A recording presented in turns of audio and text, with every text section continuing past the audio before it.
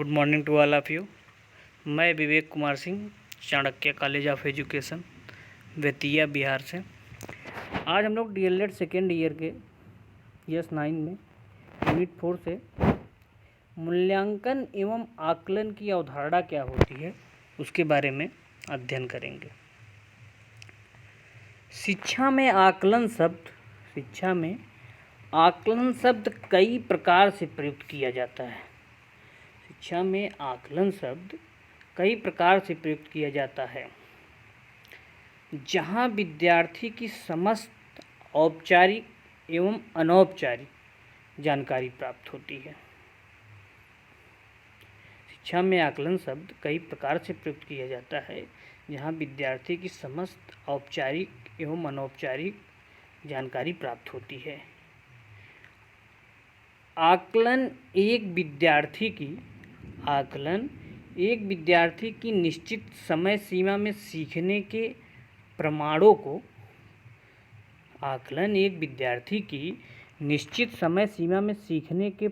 का संग्रहीकरण है।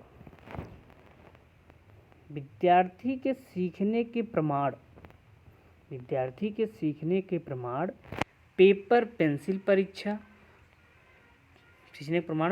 पेंसिल परीक्षा, अन्य लिखित कार्य, मौखिक परीक्षा, प्रस्तुतिकरण, प्रोजेक्ट कार्य, पोर्टफोलियो आदि के द्वारा प्राप्त किया जाता है। किन किन कार्य के द्वारा?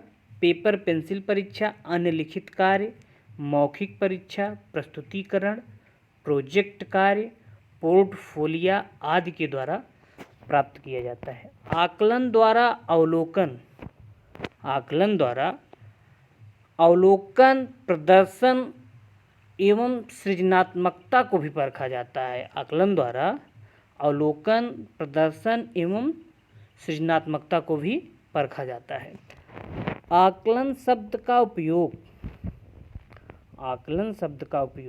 बच्चे के भविष्य में प्रदर्शन के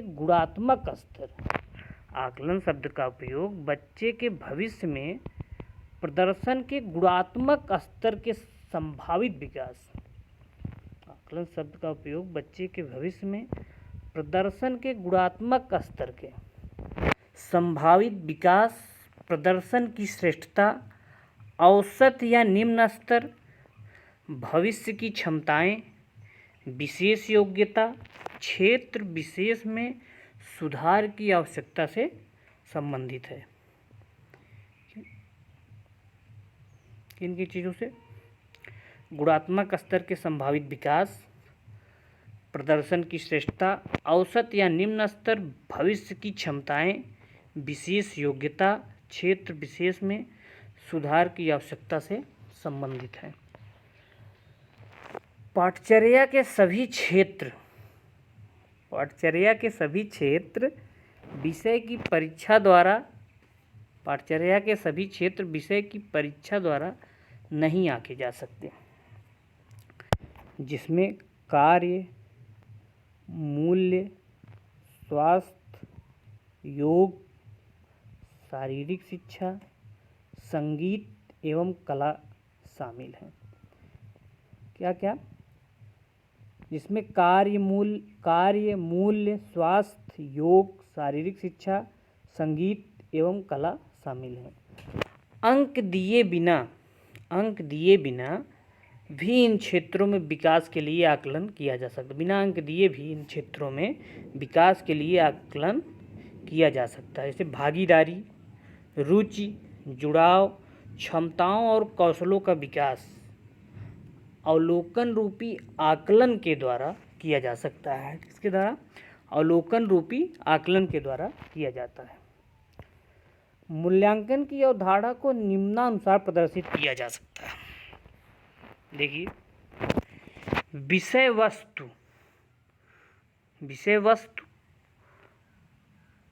अधिगम उद्देश्य शिक्षा का सुपरिभाषित प्रयोजन है। बाद इसमें मूल्यांकन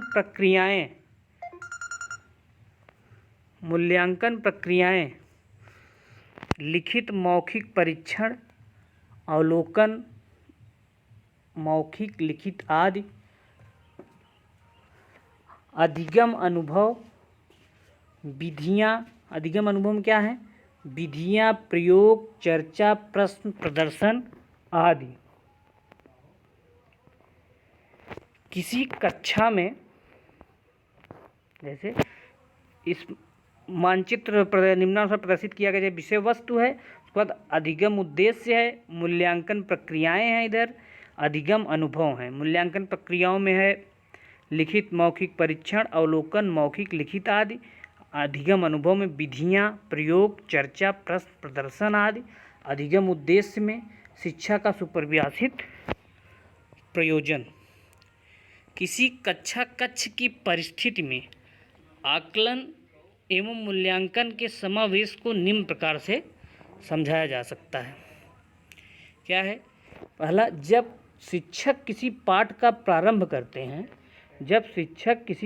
प्रारंभ करते हैं तो उन्हें छात्रों के पूर्व ज्ञान, दक्षताएं, रुचि एवं आवश्यकताओं के ज्ञान हेतु, जब शिक्षक किसी पाठ का प्रारंभ करते हैं तो उन्हें छात्रों के पूर्व ज्ञान, दक्षताएं, रुचि एवं आवश्यकताओं के ज्ञान हेतु छात्रों के साथ वार्तालाप, संवाद एवं खोजपूर्ण प्रश्न करना आवश्यक होता है। दूसरा पॉइंट हमारा है, शिक्षक अधिगम प्रक्रिया के दौरान छात्रों की पूर्व एवं वर्तमान अवधारणाओं।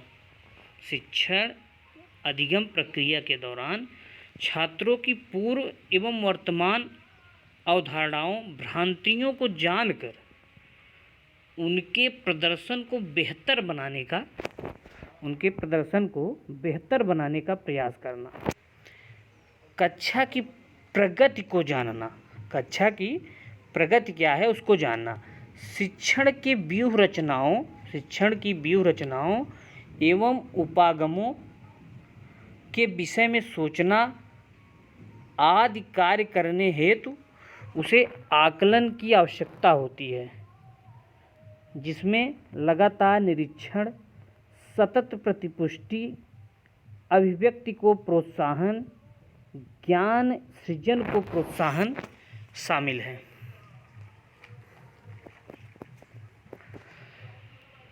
कक्षा शिक्षण के अंत में मूल्यांकन हेतु शिक्षक को विद्यार्थियों के अधिगम पर निर्णय लेना एवं उनके अधिगम के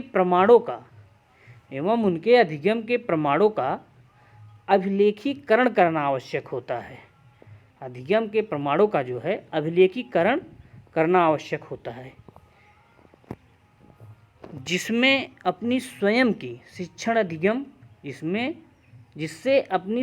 शिक्षण अधिगम प्रक्रिया की सफलता का ज्ञान होता है।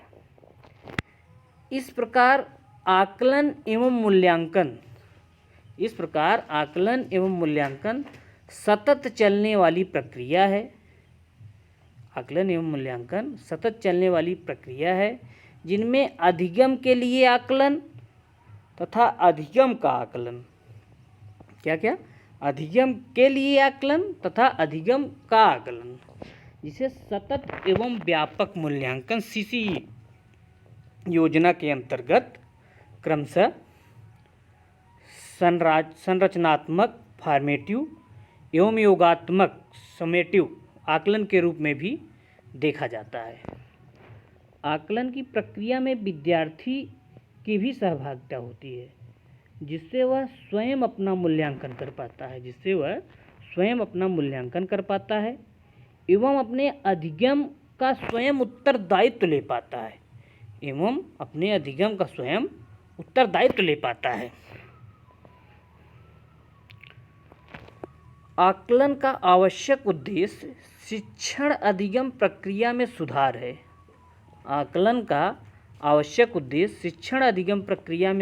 है। और यह तभी संभव है जब शिक्षक को आकलन के उपकरणों के साथ साथ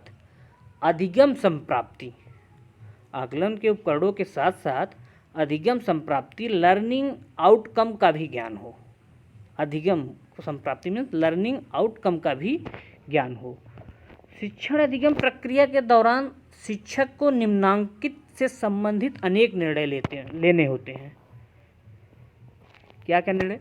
अधिगमकर्ता की योग्यता, अभिवृत्ति में एटीट्यूड एवं अभिक्षमता एप्टीट्यूड, वर्तमान अवधारणाएं।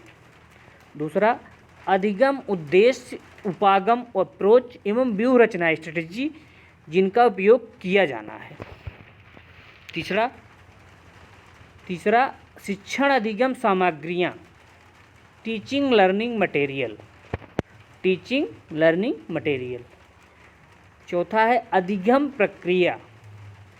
पांचवा हमारा है अधिगम के प्रमाणों का एकत्रीकरण।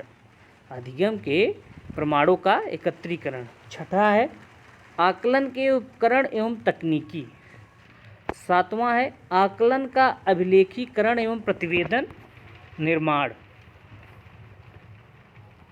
उपरोक्त चरणों के अनुसार शिक्षक को कक्षा हेतु योजना निर्माण करना आवश्यक होता है। उपरोक्त चरणों के अनुसार शिक्षक को कक्षा हेतु योजना निर्माण करना आवश्यक होता है और यह योजना पूर्व में किए गए आकलन के आधार पर लिए गए निर्णय पर आधारित होनी चाहिए, जिससे विद्यार्थियों का अर्थपूर्ण अधिगम हो सके। इस प्रकार आकलन शिक्षण अधिगम प्रक्रिया का आवश्यक भाग है, जिसकी संपूर्ण प्रक्रिया पूरे वर्ष भर चलती रहती है। जिसे सफलतापूर्वक संपादित करने हेतु एक संरचना का निर्माण करना आवश्यक है। एक आकलन की संरचना निम्नानुसार हो सकती है। क्या क्या है? आकलन का उद्देश्य, अधिगम संप्राप्ति, लर्निंग आउटकम्स। तीसरा है हमारा आकलन के उपकरण व तकनीकी। चौथा है अभिलेखीकरण एवं प्रतिवेदन। चौथा पॉइंट हमारा है अभिलेखीकरण एवं प्रतिवेदन। पांचवा पॉइंट है चिंतन प्रक्रिया, रिफ्लेक्शन प्रोसेस।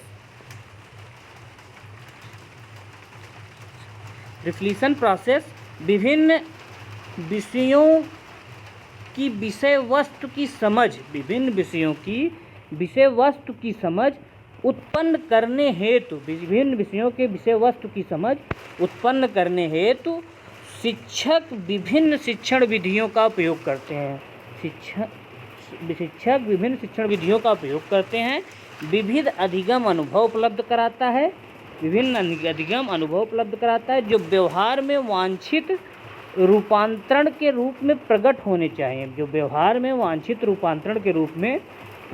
चाहिए, जिसे अधिगम कहते हैं। इसे क्या कहते हैं? अधिगम कहते हैं। मूल्यांकन इसी अधिगम को सुनिश्चित करने में सहायता करता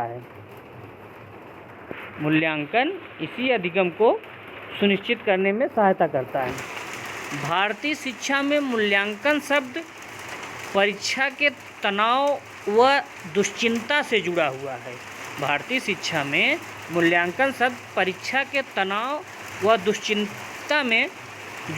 परंतु वास्तव में एक अच्छी मूल्यांकन एवं परीक्षा